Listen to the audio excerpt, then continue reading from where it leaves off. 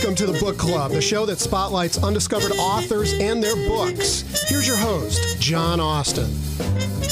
Thanks, Lee, and welcome to today's edition of the Book Club. It's PhD Thursday. The intelligentsia has arrived. We have two really good authors and three very intriguing and important books today. Our guest for the first half hour is Dr. James Bailey, who's going to discuss two of his books. Jim Bailey is an engineering professor emeritus from Arizona State University. He was born in Detroit, Michigan. He retired early to pursue a second career as a historian and novelist, and he and his wife Petra split their time between Mesa and Pine Top, Arizona, which I finally was able to find Jim in Pine Top. Anyway, welcome to the Book Club, Jim. Thank you. Appreciate being here. We're going to begin with your novel, Bailey's Blood, Moonshine, Murder, and Wild Women. And I was telling Jim before we got in there, this is an unbelievable novel, but it is a factual account, as you will hear. And I don't think I've ever read a book like this. But anyway, before you give us a synopsis of the book, I'd like for you to read just that first paragraph of the preface, which I thought was outstanding. I'd be glad to. My father wasn't the easiest person to get along with, and my grandfather was much worse. Both came from southeastern Kentucky, and both had demanding ideas about how families should be run and how men should act. Fortunately, neither of them were as mean as Grandpa's brother, William Bailey. Old Bill and his boys are said to have murdered as many as 10 to 20 people. Even today, Knox County refers to them as the Bad Baileys, and for good reason. It certainly is good. I mean, there's a murder on every page in this book. But anyway, why don't you give us a synopsis of the book and tell us a little bit about what does go on? Because it spans, I think, from 1907 to 1936. 31, okay. This was uncle and cousins, and I had heard about these people and their antics, but my grandmother didn't want anybody to tell all the details. And so when I retired, I began to do some research to find out more about them, and I uncovered 71 newspaper articles, court records, and oral histories. It's a family that lived in the backwoods of Knox County, and it wasn't until the 30s that community even had roads. And so they had no electricity and no roads, and they lived a very isolated clan type of life. But they were both proud and fearful, and I suggest that that's what happened to them and why they went bad. It's the same thing that happens to street gangs in our major cities, the same thing that happens with drug lords in Colombia and places like that.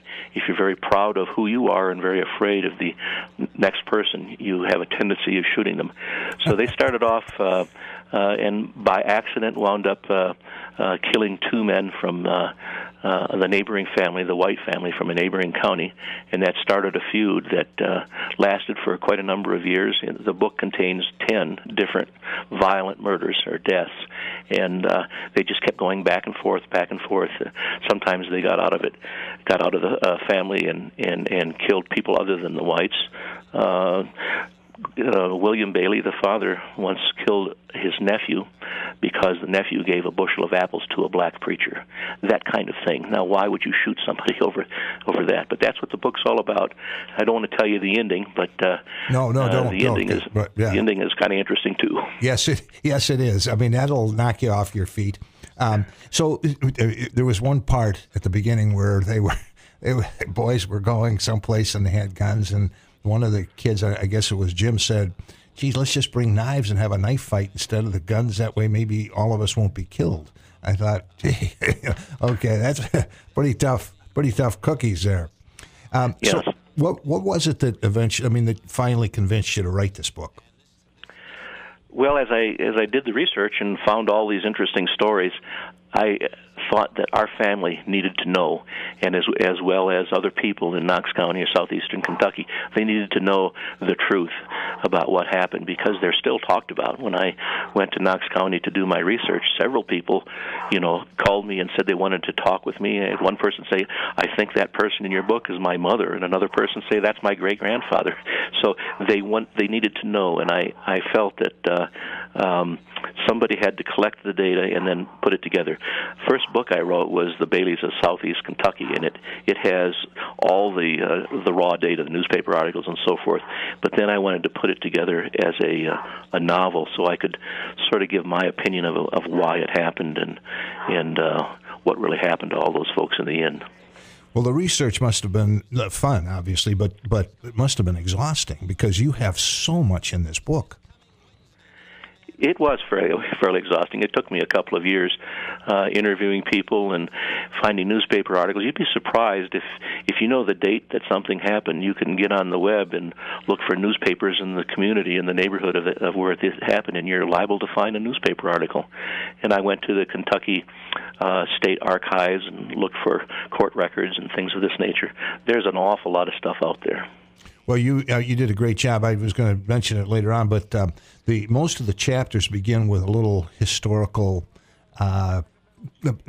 information about the time, and then you relate a story that kind of relates back to what was happening in the country, or at that part of the country at the time. Yeah, I put my own backstory to it as to what the situation was. This is really an important book. I think. It's just amazing to me all of these things that happened in this little place in Kentucky. So let's start with where the action began in 1907, and that was the party at Fred Moore's cabin. Yes. There were three brothers. Bev was the oldest brother. John was a ne'er-do-well middle brother, and Jim was the youngest boy. He was bigger than his brothers and shy, but a very, very entrepreneurial, successful type person. His big brother, Bev, thought he was the big shot in the family, and they decided when Jim was 18 that they would take him to a party where he'd get his first invitation from a girl.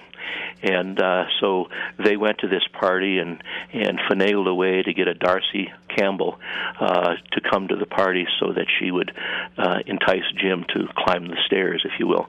And they got in. That John had to put his own spin on things, and so when Jim rejected Darcy's suggestion, John came over and told him that he's just a kid. He's unwilling to do this, and he called Darcy a whore. And Darcy's brother came over, and he was very upset about that, and so he picked a fight with John and wound up stabbing him, and the Baileys had to back out and go on home. And then when they got home, their father was livid that they would back away from a fight. He thought it would be better to die in a knife fight than to back away. He was a very proud man, and he said, "You're Bailey boys, and nobody ever messes with a Bailey boy. The next time you see those people, I want you to drop them and carry iron with you wherever you go." So a few days later, they met them in Barberville, which is the Knox County seat, and they met them at a corral there, and there was a shootout, and they killed Lewis Campbell, the man who stabbed John, and they maimed his brother, maimed him for life. And they were tried for murder as a result of that. And Bev spent 3 years in prison. And you can imagine murdering a man and getting 3 years in prison, but that's the only price he paid. And that was the story that started them off on their murdering. Right. Well, that's and you mentioned the town they lived in was Fount. Is that the way you pronounce it? Fount? Fount, yes. Yeah, okay. And you say there was just a horse trail to get in and out of, no electricity, no radio, no telephones. So the alpha males, I guess, turned to mayhem. That's correct.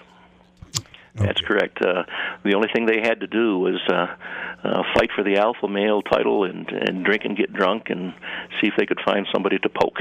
Okay. Okay. I'm always interested in the way people handle dialogue, and this you must have a terrific ear for dialogue. As we've had a couple of people who just really understand the dialogue. Did you hear that? I mean, where did you come up with that? Did you hear that someplace growing up? Or?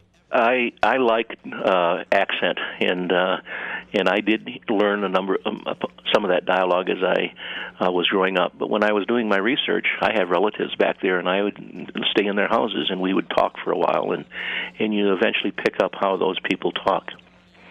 But I think dialogue, My idea of an author's role is to put people vicariously in situations, and they can sort of be a fly on the wall and watch what's happening. But in order to make that happen, I think you have to be authentic with vocabulary and dialogue and things of that nature. Well, it certainly seems, it sounds or reads as authentic. I want to talk about Martha, the matriarch, because she's kind of a paradox. At first, she really is trying to get the boys to stay kids. They weren't kids, but the boys to stay out of trouble. On the other hand, she's saying, you're the Baileys and you don't take any guff from anybody. Right. Yeah, she was actually insane. She was paranoid and a schizophrenic, and she thought every time she'd look out the window, she thought she saw somebody hiding behind a tree. And when the boys were like 12 or 13, she would gave them guns and had her husband teach them how to shoot, because in her warped mind, her only protection in life was that her sons would shoot anybody that was coming to attack her. In fact, she died in a sane asylum. Yeah, I noticed that at the end of the book. Well, actually, now we're moving into there's the beginning of the feud is the poker game. I think that's where it all began, right? That wasn't the feud. No, that was the beginning of the murders. The feud started on Valentine's Day, 1915. Okay.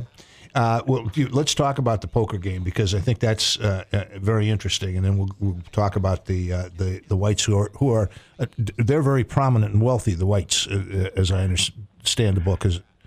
To this very day, they own all the politics and all the legal system in Clay County. Okay. Which is the neighboring county. Okay, let's talk though for a minute about the poker game, which goes on for a while and ends up again with a killing. That's correct. So that poker game actually took place. It actually took place, yes. Right, and the fight was over basically a horse. I mean, right? I mean that's correct. There were two Bailey boys there, Bev and Jim, and there were two white boys there, Percy and Letcher. And they had invited two guests because they thought you needed six to make a good poker game. One was Levi Lee, and another was John Briley, or Jim Briley. And Jim was not a good poker player. Jim Briley was not a good poker player, and he wound up losing all his money.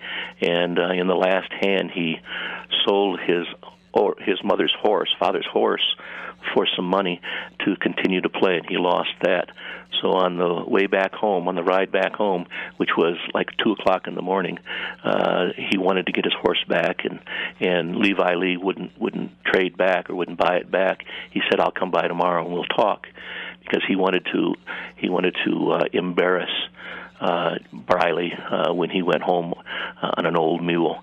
And when he wouldn't give the horse back to Briley, Briley pulled a gun, and then Bev, being the guy that tries to always get in the middle of things, stepped in between them and was knocked over the head and knocked off his horse. And so Jim pulled a gun and tried to kill Letcher, and his gun didn't fire. It jammed.